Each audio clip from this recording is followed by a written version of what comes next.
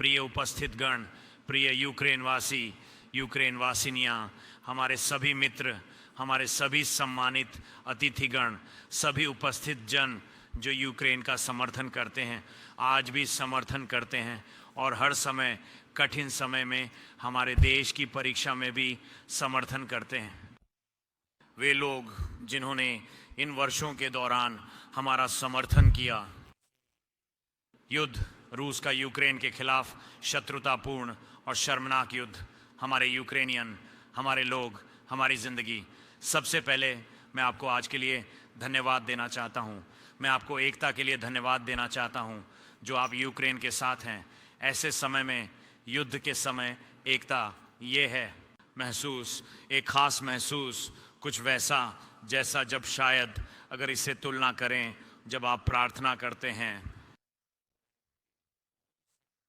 ये प्रार्थनाएं व्यक्ति को उससे जोड़ती है जो उससे कहीं अधिक महान है और किसी भी परिस्थिति को आवश्यकता अनुसार बदल देती हैं। और जब व्यक्ति न्याय के लिए लड़ता है तो न्याय की वह भी एक बड़े हिस्से में शामिल हो जाता है और यह लोगों को इतिहास के माध्यम से ले जाता है। इतिहास में कई अंधकारमय कठिन समय, लेकिन लोग फिर भी उन्हें पार कर सके और पार करते रहे। उन्हें प्रार्थनाओं में और न्याय से पीछे न हटते हुए पार किया। यही हम अभी कर रहे हैं। हम यूक्रेन, अपने देश और लोगों की रक्षा कर रहे हैं न्याय और भगवान की आशा के साथ। और हम देखते हैं कि यह कैसे जुड़ा हुआ है। यूक्रेन की सशस्त्र सेनाओं का दिन उसी तारीख पर आता है जिस दिन हमारे लिए सबसे पवित्र त्योहारों में से एक होता है, बच्चों के लिए संत निकोलस। और अब मैं आपके पास हमारे योद्धाओं, यूक्रेनी योद्धाओं को बधाई देने के बाद आया हूँ। यूक्रेन की सशस्त्र सेनाओं के लिए ये एक बहुत ही महत्वपूर्ण दिन है और हमारे शहीद नायकों को सम्मान देने का भी। और आज कई यूक्रेन निवासी बच्चों को सेंट निकोलस के लिए बधाई देंगे। दुर्भाग्यवश आज कई यूक्रेन वासी उन लोगों के साथ विचारों और प्रार्थनाओं में होंगे जिन्हें इस युद्ध ने उनसे छीन लिया है। ये सब जीवन के लिए संघर्ष, न्याय के लिए संघर्ष और आशा के साथ जुड़ा हुआ है। लोगों पर और भगवान पर आशा।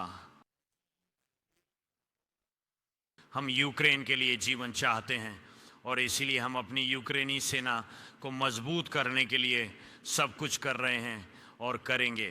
हम यूक्रेन के लिए ईमानदार शांति चाहते हैं और हम सभी यूक्रेनियनों के लिए न्याय के बारे में, न्यायपूर्ण अधिकार के बारे में नहीं भूलेंगे।